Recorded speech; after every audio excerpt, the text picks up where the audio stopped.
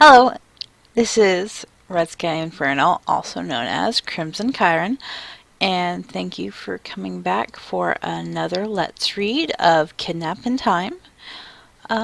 Today we're going to be reading the second chapter, and before we get into the story, I want to give a little bit of information about our story plot, our storyline information.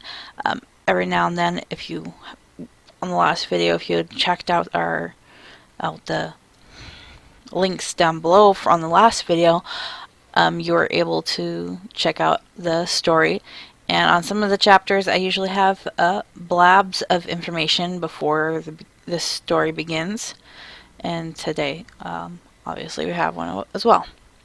So, in my fanfiction, Kidnap in Time, wizards can live to be hundreds of years old and still retain a young appearance because of magic. If a wizard child has a mate, then age is no concept, as long as the child is mature enough to understand the bond. Thus why it's okay to have a chosen mate as a baby. A pureblood wizard child will also receive his or her creature inheritance between the ages of 13 to 15, but may be influenced by magic blocks and not show up until they are older. On rare occasions will a child receive his inheritance at a young age, though. When a pureblood is born, especially an heir with chosen mates as such, there is supposed to be a blood ritual that is needed to take place immediately. The purpose of the ritual is to activate the mate and protector bonds so that the individuals, as they grow up, can sense each other. This makes it easier for when the child grows up to sense and locate his or her mates, so they know who to complete the bond with. Considering the young prince, as you heard in the last video, did not go through the ritual because he was stolen, he will only feel small inclinations. His mates will only pique his interests in different ways, and he will only figure out they're his mates by either intercourse, which won't happen for a long time, sadly. I mean, not sadly, but blood sharing, or if the mate or one of the mates is a powerful creature, then the scent of freshly spilled blood will also help them know that it's their mate. And a forewarning that every little detail, small things like abuse to names to bonds and rituals, I've planned out carefully, and most will have meanings later on, or the issues will be dealt with or touched on. So always, if you don't want to in the future listen to the information blabs on the videos, I will put the time where the story starts down below. But also, if you want to go back and read them, they'll be at the beginning of just about whatever chapter I was reading when I put them up. Okay, so all that's over with. So we're going to get on to the second chapter of A Kidnap in Time. And this one is titled Abuse and Truths. Okay. 1981. Lily Potter sighed as she finished making hers and James's will.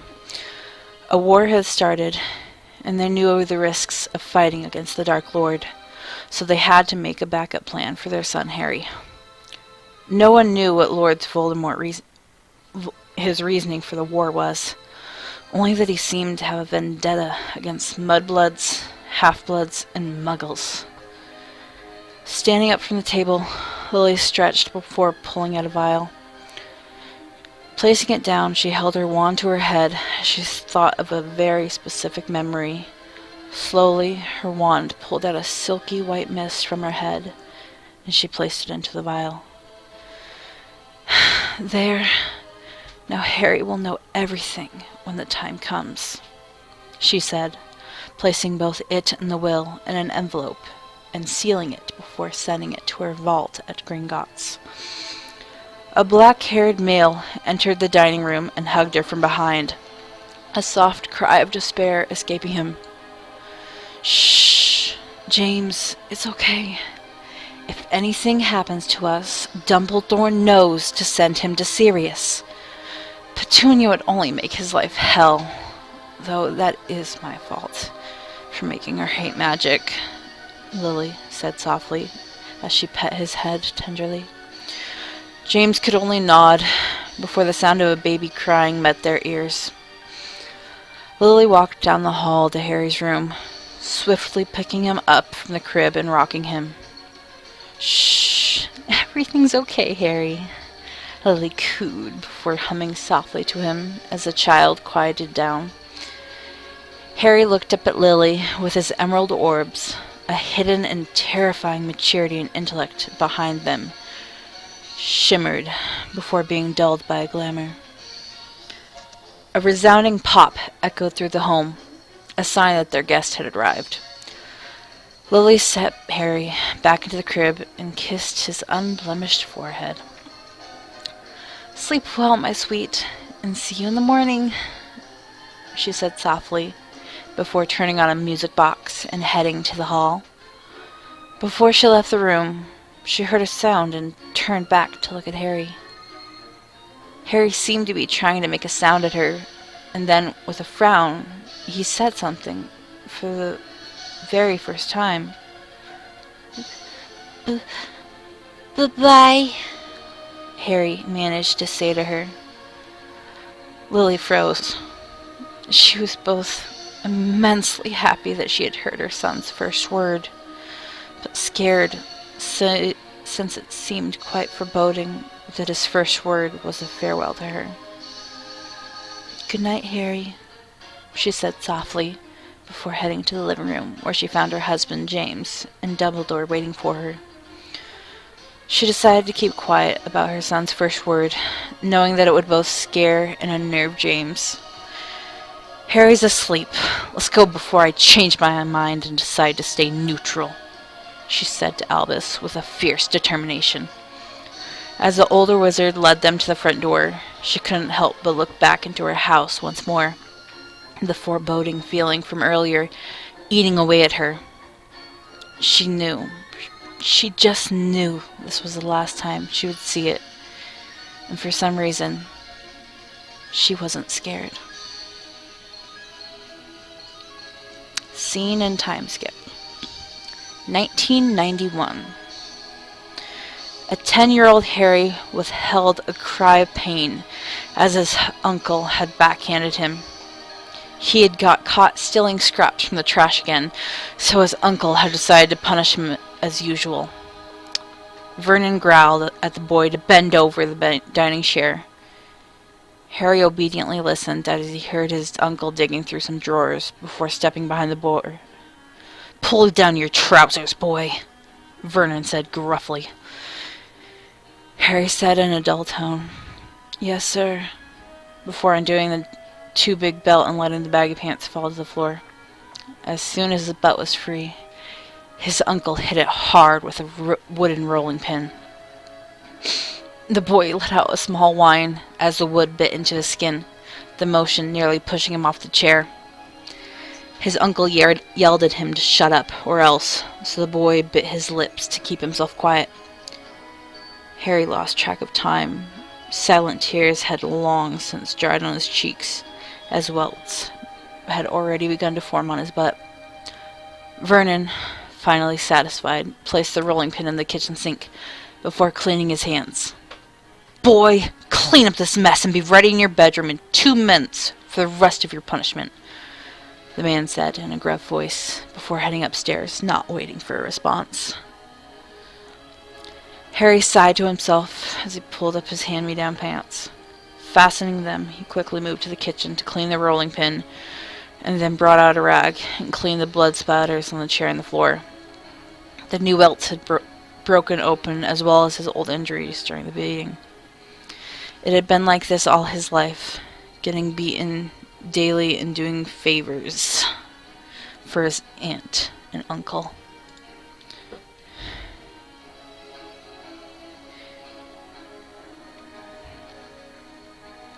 He knew why he deserved it, because he was a freak, like his parents.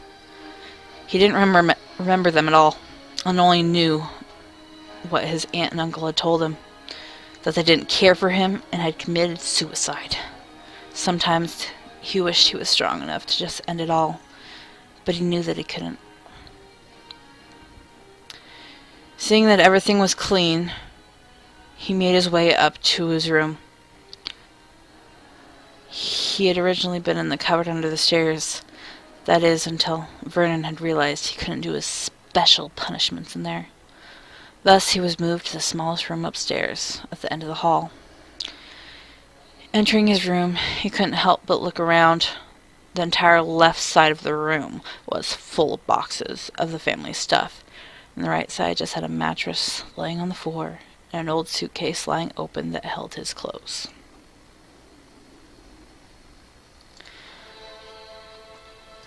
The next part I am skipping due to graphic content. Let me get to after it. Okay. The next day, the boy woke up to his aunt banging on his door, telling him to get up and make breakfast. Rubbing his eyes, he sat up and grabbed his clean-up towel and did his best to clean off his body from the dried substance. Getting dressed, he made his way to the kitchen and quickly started on making breakfast. It took about 15 minutes for everything to finish. Right as he set the table and filled the plates, does the aunt, uncle, and cousin make their way downstairs. They began to eat while Harry began on cleaning the kitchen. As soon as he finished cleaning the kitchen, did the mail slot open and several items fell on the entrance hall floor. Harry made his way over and picked up the items. Looking them over, he noticed a letter addressed to him. He cautiously glanced back at his family, and seeing that no one was paying attention, he slid the letter under his shirt. Making his way back into the dining room, he placed the mail next to his uncle. As per usual, he walked over to the corner of the room and sat down on the ground to wait for them to be done. Once everyone was finished, his uncle cleared his throat and told the boy to clean up the dishes. "You may have the leftover toast, and that's all," his uncle said to him before motioning to a small plate with a few toast crusts. Nodding, the boy set them on the counter before he began to clean up the dishes. Once done, he sat back in his corner with the small plate and ate the crusts. He was lucky to even get a breakfast, considering that he stole yesterday. But he didn't argue. He cleaned up his plate and then made his way out to the garden and began his daily chore of weeding the garden. Halfway through, he remembered the letter. So, with a quick glance at the house, he pulled it out from his shirt. Looking over the envelope, he noticed it was very, and I mean very specific. Harry Potter in the storage room of 4 Private Drive, Little Winging, Surrey. It kind of creeped him out that somebody knew his exact address. Nervously, he opened the envelope before pulling out a letter. "Dear Mr. Potter, we are pleased to inform you that you have been accepted at Hogwarts School of Witchcraft and Wizardry. Please find enclosed is a list of necessary books and equipment. Seeing as you live with Muggles, a professor from our esteemed school will be there in 24 hours to explain our school to you and what to expect in our world. Term begins on September 1st. Yours sincerely, Minerva McGonagall, Deputy Headmistress." Harry couldn't help but gape at the letter before becoming red in embarrassment. It was obviously a trick by his uncle to make a fool out of himself. Abandoning the weeding, he stormed inside, letter in hand, and approached the family in the sitting room. Upon his entrance, both his aunt and uncle looked up at him. Harry tried to steady his breathing as he thrust the letter into his uncle's hands. "You think this is funny? Trying to trick me into think I can get away? Please, there is no such thing as magic!" Harry yelled at them. His aunt and uncle both read the letter before his aunt seemed to freeze in fear. His uncle, though, stood up and punched him in the face. How dare you yell at us? After all the times we cared for you, you little freak! The man yelled as he began to beat the boy senseless. Vernon, stop! His aunt spoke and grabbed his hand to stop him. You don't understand. They're sending someone here. We can't have them know. His aunt had started to shake in fear, since she knew they would be in trouble if somebody found out how the boy had been treated. Vernon backed away from the boy as the realization finally came to him. Love, go get your makeup and the first aid kit, the man said as he sneered at the boy one final time. Get the boy cleaned up and hide the marks. We need to fool this professor. Thus ends the second chapter of Kidnap in Time.